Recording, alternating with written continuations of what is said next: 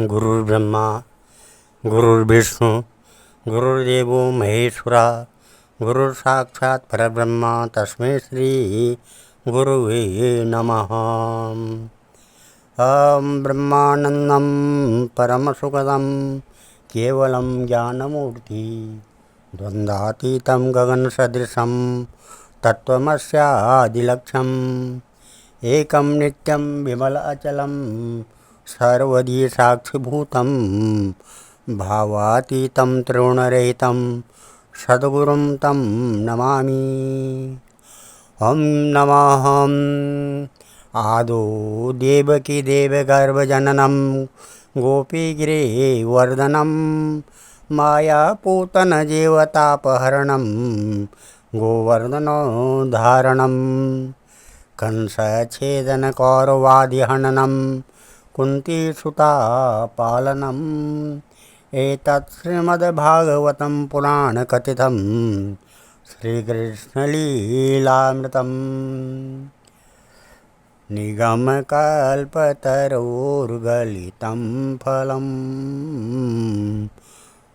शुकमुखाद्रवमृतसंयुतं पिबत भागवतं रसमालया मुहुरहो रसिका भुवि भावुका। ध्येयं सदा परिभवग्नमविष्टदोहं तीर्थात्पदं शिवविरञ्चनुतं शरणं भृत्यातिहं प्रणतपालभवाब्धिपूतं वन्दे महापुरुष ते चरणारविंदम। भगवान श्री कृष्ण और के चरणों में प्रणाम। गुरु वेद व्यास सुखदेव जी के चरणों में प्रणाम करके हम ये श्रीमद् भागवत महापुराण के ये महात्म्य के अध्याय 6वें में शुरू करने पहला श्लोक से शुरू करने जा रहे हैं। हम अब श्राद्धों में इसको सुबह अपने मोबाइल में लगा देना और सुनते जाना। जिनका भगवान कहा गया है कि कलयुग में श्राद्ध के टाइम भगवान भागवत का एक श्लोक 2 श्लोक भी अगर पितरों के नाम से कहा जाए या सुना जाए उसके पितृ स्वर्ग में मोक्ष को प्राप्त हो जाते हैं। और इसी प्रकार से हम ये एक एक अध्याय करके ये श्रीमद् भागवत का इसमें दे रहे हैं,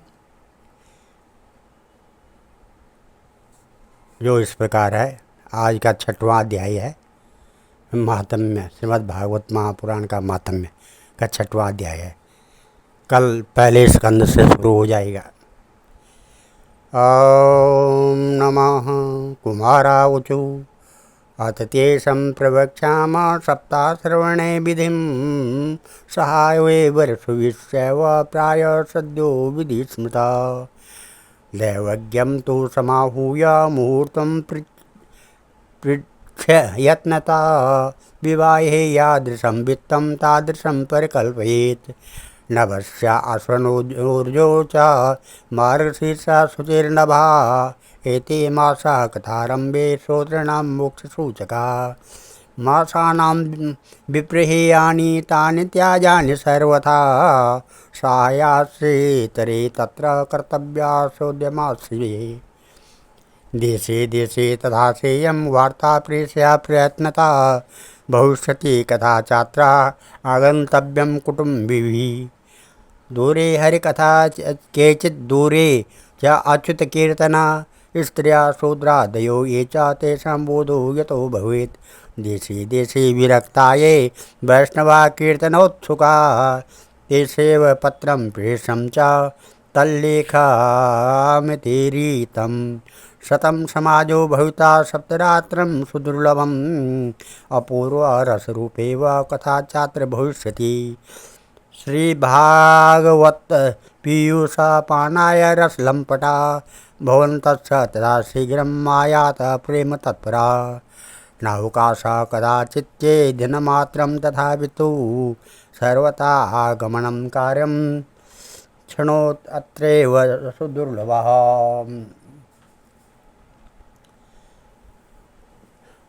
एवम् आकारणं तेषां कर्तव्यं विनयेन च आगंतुकानां सर्वेषां वासस्थाने कल्पयेत। इस प्रकार से मैं इसका पारायण सहित अर्थ एक एक करके कहते जा रहा हूँ। और ये पारायण जो है भगवान सीधे भगवान के चरणों तक ले जाता है। इसको सुबह अपने मोबाइल में खोल दें और लगा दें। जिसके भी पितरों का जिस दिन श्राद्ध होगा उस दिन अपने पितर का नाम ले करके और इस भागवत को सुबह अपने मोबाइल में लगा दें और सुने। और छठा अध्याय जो इस प्रकार है महात्म्य का, सप्ताह यज्ञ की विधि। सप्ताह यज्ञ की क्या विधि है? श्री सनकादि कहते हैं, नारद जी, ये सनकादि ऋषि अभी कथा उनकी चल रही है, पहले से 2 जगह चल रही है ये कथा। एक कथा सनकादि ऋषि उन 88,000 ऋषियों को सुना रहे हैं और भक्ति ज्ञान वैराग्य को भी सुना रहे हैं। और इधर से भी सुखदेव जी इस कथा को सुना रहे हैं। उधर से गोकर्ण भी इसी कथा को सुना रहे हैं। नारद जी, सनकादि ऋषि कहते हैं, नारद जी अब हम आपको सप्ताह श्रवण की विधि बताते हैं। यह विधि प्रायः लोगों की सहायता और धन से साध्य कही गई है। पहले तो यत्नपूर्वक ज्योतिषी को बुलाकर मुहूर्त पूछना चाहिए तथा विवाह के लिए जिस प्रकार धन का प्रबंध किया जाता है उस प्रकार ही धन की व्यवस्था इसके लिए भी करनी चाहिए। कथा प्रारंभ करने में भाद्रपद, आश्विन, कार्तिक, मार्गशीर्ष, आषाढ़ और श्रावण ये 6 महीने श्रोताओं के लिए मोक्ष की प्राप्ति के लिए हैं। देवर से इन महीनों में भी भद्रा, व्यतिपात आदि कुयोगों का सर्वथा त्याग देना चाहिए तथा दूसरे लोग जो उत्साही हों उन्हें अपना सहायक बना लेना चाहिए। फिर प्रयत्न करके देश देशांतर में यह संवाद भेजना चाहिए कि यहाँ कथा होगी। सब लोगों को सपरिवार पधारना चाहिए। स्त्री और शूद्र आदि भगवत कथा एवं संकीर्तन से दूर पड़ गए हैं, उनको भी सूचना हो जाए, ऐसा प्रबंध करना चाहिए। देश देश में जो विरक्त वैष्णव और हरि कीर्तन के प्रेमी हों उनके पास निमंत्रण पत्र अवश्य भेजें। उसे लिखने की विधि इस प्रकार बताई गई है। महानुभावों, यहाँ 7 दिन तक सत्पुरुषों का बड़ा दुर्लभ समागम रहेगा और अपूर्व रसमयी श्रीमद् भागवती की कथा होगी।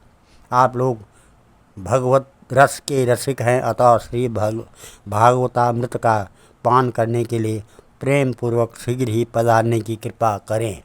यदि आपको विशेष अवकाश न हो तो भी एक दिन के लिए तो अवश्य ही कृपा करनी चाहिए, क्योंकि यहाँ का तो एक क्षण भी अत्यंत दुर्लभ है। इस प्रकार विनय पूर्वक उन्हें निमंत्रित करें और जो लोग आएँ उनके लिए यथोचित निवास स्थान का प्रबंध करें। तीर्थे वापि बने वापि गृहे वा श्रवणं मतं विशाला वसुधा यत्र कर्तव्यं तत्कथा स्थलं शोधनं मार्जनं भूमे लेपनं धातुमण्डनं गृहोपस्करणम् उद्धृत्यं गृहकोणे निवेशयेत्। अर्वाच्यांचतो यात्रा दशात्रिणे प्रेमलयेत कर्तव्यो मंडपा प्रोचे कदली खंडमंडिता फलपुष्पादलैर्विश्वक्तातेन विराजिता चतुर्दिक्षा ध्वजारूपो बहुसंपत् विराजिता ऊर्ध्वं सप्तैव लोकांश कल्पनीया सविस्तरं तेषु विप्रा विरक्तासा स्थापनीया प्रबोध्य च पूर्वं तेषाम् आसनानि कर्तव्यानि यथोत्तरं वक्तुश्चापि तदा दिव्यम् आसनं परिकल्पयेत्। उदङ्मुखो भवेद् वक्ता श्रोता उभे प्राङ्मुखस्तदा प्राङ्मुखस्येद् भवेद् वक्ता श्रोता च उदङ्मुखस्तदा। अथवा पूर्वादिगेया पूजक मध्यता श्रोतृणम् आगमे प्रोक्ता देशकालादिको विधा। विरक्तो वैष्णवो विप्र वेदशास्त्र विशुद्धीकृत दृष्टान्त कुशलो धीरो वक्ता कार्योति स्प्रियः। अनेक धर्म विभ्रांताश्रेण पाखंडवादिना सुखशास्त्र कथोच्चारे त्याजस्य यदि पंडिता वक्तुपार्श्वे साहाय्यार्थं मन्या स्थाप्यस्तथा विधि पंडिता संचेता लोकबोधन तत्परा। वक्त्राचौरं प्रकर्तव्यं दिनाधर्वावृताप्तये अरुणोदयेषु निर्वृत्य शौचं स्नानं समाचरेत्। नित्यं संक्षेपता कृत्वा सद्यानं स्वं प्रयत्नता तथा विघ्न विघाताया गणनाथं प्रपूजयेत्। पितॄन् संस्तर्प्य सद्यर्थं प्रायश्चित्तं समाचरेत्। मण्डलं च प्रकर्तव्यं तत्र स्थाप्यो हरिस्तथा। कृष्णम् उद्दिश्य मन्त्रेण चरेत् पूजां विधिक्रमात्। प्रदक्षिणा नमस्कारान् पूजान्ते स्तुतिमाचरेत्। संसारसागरे मग्नं दीनं मा करुणानिधे कर्म मोहगृहीताङ्गं मामुद्धर भुवनवात्।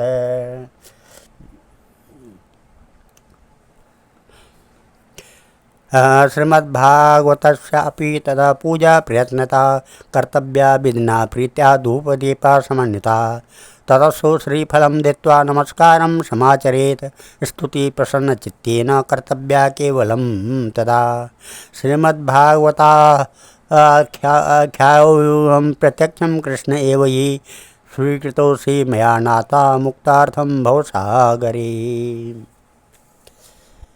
कथा का श्रवण किसी तीर्थ में, वन में अथवा अपने घर पर भी अच्छा माना गया है।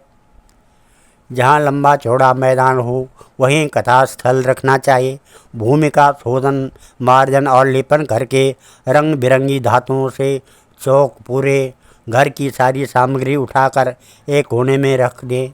5 दिन पहले से ही यत्नपूर्वक बहुत से बिछाने के वस्त्र एकत्रित कर ले तथा केले के खम्भों से सुशोभित एक ऊंचा मंडप तैयार कराएं।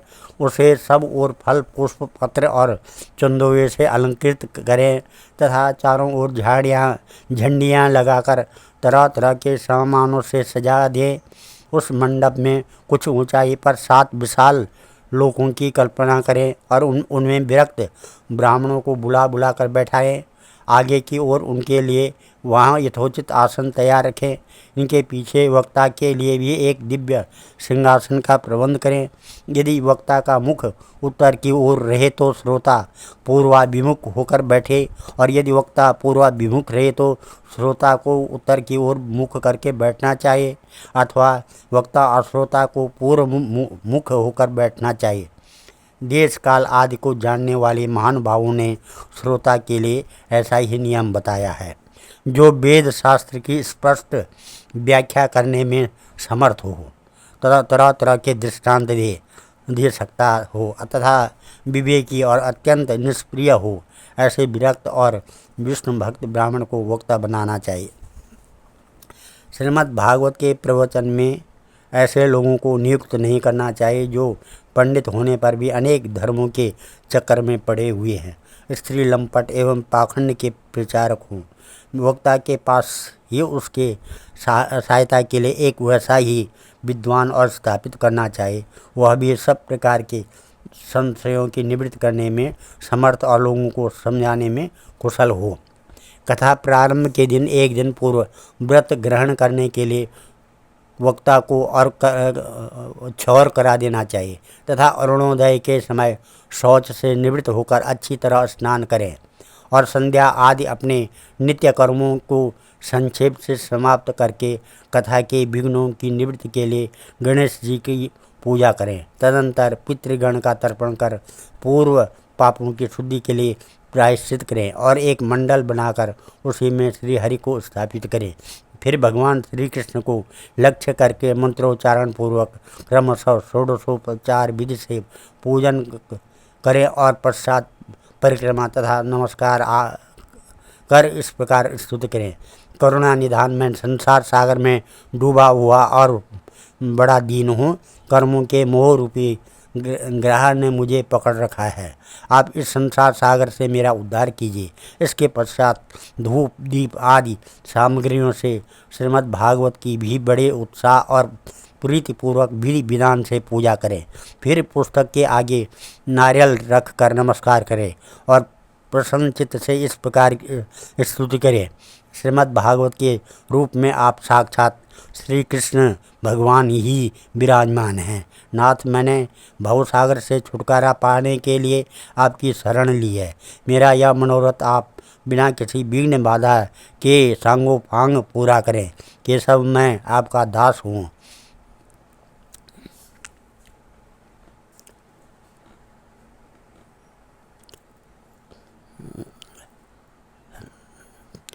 एवं दीन बचा प्रोचम वक्तारम चात पूजेत संभूषा वस्त्रभूषा भी पूजान्ते तम च संस्तवेत। सुखरूप प्रबोधज्ञ सर्वशास्त्र विशारदा एतत्कथा प्रकाशेन मदज्ञानम विनाशया। तदग्रे नियम पश्चात् कर्तव्या श्रेयसे मुदा सप्तरात्रं यथा शक्त्या धारणीया एव हि। वर्णं पंच विप्राणं कथा भंग निवृत्ते कर्तव्यं तैहरिजाप्यं द्वादशाक्षर विद्यया। ब्राह्मणान् वैष्णवाश्चान्यस्तथा कीर्तनकारणा नत्वा संपूज्य दत्तज्ञा स्वयं आसनमाविशेत्। लोकवित्त धनागार पुत्रा चिंता अविदस्य च कथा चित्तं शुद्धमति स लभेत् फल उत्तमम्। आसूर्योदयम् आरभ्य सार्धत्रिप्रहरान्तकं वाचनीया कथा सम्यक् धीरकण्ठं सुधीमतः। कथा विराम कर्तव्यो मध्याह्ने घटिकाद्वयं तत्कथ मनोकार्यं वे कीर्तनं वैष्णवस्तदा। मलमूत्र जयार्थं ये लब्ध्वाहारा सुखावह हविष्यानेन कर्तव्यो एक बारम कथा रतिनः। इस प्रकार दीन वचन कहकर फिर वक्ता का पूजन करें, उसे सुंदर वस्त्राभूषणों से विभूषित करें और फिर पूजा के पश्चात उसकी इस प्रकार स्तुति करें। सुख स्वरूप भगवान, आप समझाने की कला में कुशल और सब शास्त्रों में पारंगत हैं। कृपया इस कथा को प्रकाशित करके मेरा अज्ञान दूर करें। फिर अपने कल्याण के लिए प्रसन्नतापूर्वक उसके सामने नियम ग्रहण करें और 7 दिनों तक यथाशक्ति उसका पालन करें। कथा में विघ्न न हो, इसके लिए 5 ब्राह्मणों को और वर्ण करें। वे द्वादशाक्षर मंत्र द्वारा भगवान के नामों का जप करें। फिर ब्राह्मण अन्य विष्णु भक्त एवं कीर्तन करने वालों को नमस्कार करके उनकी पूजा करें और उनकी आज्ञा पाकर स्वयं भी आसन पर बैठ जाए। जो पुरुष लोक संपत्ति, धन, घर और पुत्र आदि की चिंता छोड़कर शुद्ध चित्त से केवल कथा में ही ध्यान रखता है, उसे इसके श्रवण का उत्तम फल मिलता है। बुद्धिमान वक्ता को चाहिए कि सूर्योदय से कथा आरंभ करके 3:30 पहर तक मध्यम स्वर से अच्छी तरह कथा बाँचे। दोपहर के समय 2 घड़ी तक कथा बंद रखें। उस समय कथा के प्रसंग के अनुसार वैष्णवों को भगवान के गुणों का कीर्तन करना चाहिए। व्यर्थ बातें नहीं करनी चाहिए। कथा के समय मल मूत्र के वेग को काबू में रखने के लिए अल्पाहार सुखकारी होता है, इसलिए श्रोता केवल एक ही समय हविष्यान्न भोजन करें। यदि शक्ति हो तो 7 दिन निराहार रहकर कथा सुने अथवा केवल घी या दूध पीकर सुखपूर्वक श्रवण करें। फलाहारेण या भाव्यम एक भुक्तेन वा पुनः। सुख साध्यम बहुद्यस्सु कर्तव्यम श्रवणाय च।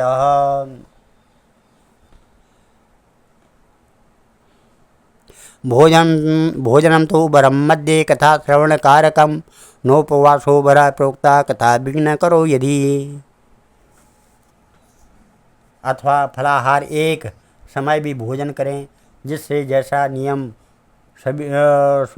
सुविते से सद्य हो सके उसी को कथा श्रवण के लिए ग्रहण करें। मैं तो उपवास की अपेक्षा भोजन करना अच्छा समझता हूँ, यदि वह कथा श्रवण में सहायक हो तो। यदि उपवास से श्रवण में बाधा पहुँचती हो तो वह किसी काम का नहीं है।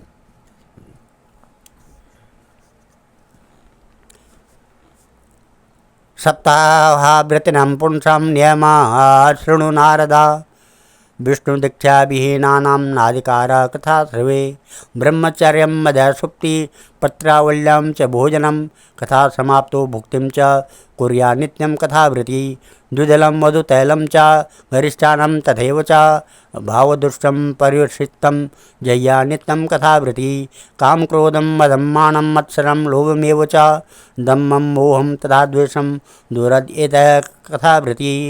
वेद वैष्णव विप्राणां गुरु गोव्रतीनां तथा स्त्रीराज महतां निंदं वर्जयेत कथावृत्ति। रजस्वलान् त्यजल्लेच्छा पतित व्रातेक एकस्तथा दुडेभ्यो दब्बायश्च न बदेश्च कथावृत्ति। सत्यं शौचं दया मौनं मार्जवं विनयं तथा उदारमानसं तद बदेवं कुर्यात् कथावृत्ति। दरिद्रश्च क्षयरोगी निर्भाग्य पापकर्मवान् अनपत्या मोक्षकामं शृणुयाद कथा इमाम्।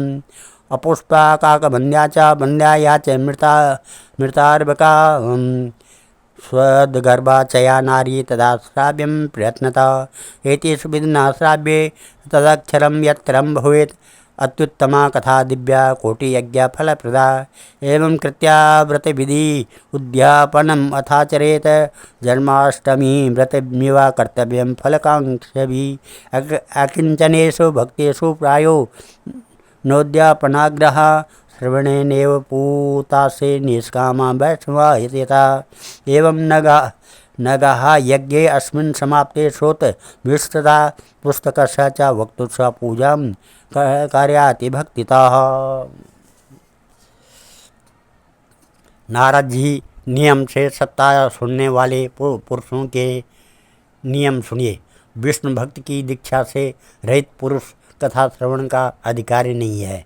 जो पुरुष नियम से कथा सुने उसे ब्रह्मचर्य रहना, भूमि पर सोना और नित्य प्रति कथा समाप्त होने पर पत्तल में भोजन करना चाहिए। दाल, मधु, तेल, गरिष्ठ अन्न, भाव दूषित पदार्थ और बासी अन्न, इनका उसे सर्वदा ही त्याग करना चाहिए। काम, क्रोध, मद, मान, मत्सर, लोभ, दंभ, मोह और द्वेष को तो आप अपने पास ही नहीं फटकना देना चाहिए। वह वेद, वैष्णव, ब्राह्मण, गुरु गोसेवक तथा स्त्री, राजा और महापुरुषों की निंदा से भी बचें। नियम से कथा सुनने वाले पुरुष को रजस्वला स्त्री, अत्याज्य, म्लेच्छ, पतित, गायत्रीहीन, द्विज, ब्राह्मणों से द्वेष करने वाले तथा वेद को न मानने वाले पुरुषों से भी बात नहीं करनी चाहिए। सर्वदा सत्य और शौच, दया, मौन और सरलता, विनय और उदारता का बर्ताव करना चाहिए। धनहीन, क्षय रोगी, किसी अन्य रोग से पीड़ित, भाग्यहीन, पापी, पुत्रहीन और मुमुक्षु भी यह कथा श्रवण करें। जिस स्त्री का रोजो दर्शन रुक गया हो, जिसके एक ही संतान होकर रह गई हो, जो बांझ हो, जिसकी संतान होकर मर जाती हो अथवा जिसका गर्भ गिर जाता हो, वह यत्नपूर्वक इस कथा को सुने। ये सब यदि विधिवत कथा सुने तो इन्हें अक्षय फल की प्राप्ति हो सकती है। यह अति उत्तम दिव्य कथा करोड़ों यज्ञों का फल देने वाली है। इस प्रकार इस व्रत की विधियों को का पालन करके फिर उद्यापन करके जिन्हें इसके विशेष फल की इच्छा हो, वह जन्माष्टमी व्रत के समान ही इस कथा व्रत का उद्यापन करें। किंतु जो भगवान के अकिंचन भक्त हैं उनके लिए उद्यापन कोई आग्रह नहीं है। वे श्रवण से ही पवित्र हैं, क्योंकि वे तो निष्काम भागवत भक्त हैं।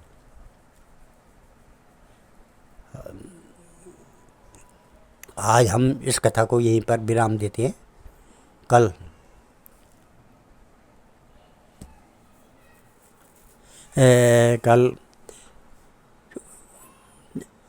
श्रीमद् भागवत महात्म्य के 56वें श्लोक से शुरू करेंगे। ओम मंगलम भगवान विष्णु मंगलम गरुड़ध्वजा मंगलम पुंडरीकाक्षा मंगलाय तनो हरि। मंगलम भगवान शंभु मंगलम गरुड़ध्वजा वृषभध्वजा मंगलम पार्वतीनाथ मंगलाय शिवशंकर। ओम नमः कृष्णातीरे कोकिलाकेनकीरे गुंजापुंजे देवपुष्पादिकुंजे कम्बुग्रीवो क्षिप्तबाहु चलन्तो राधाकृष्णो मंगलं मे भवेताम्। ओम नमः।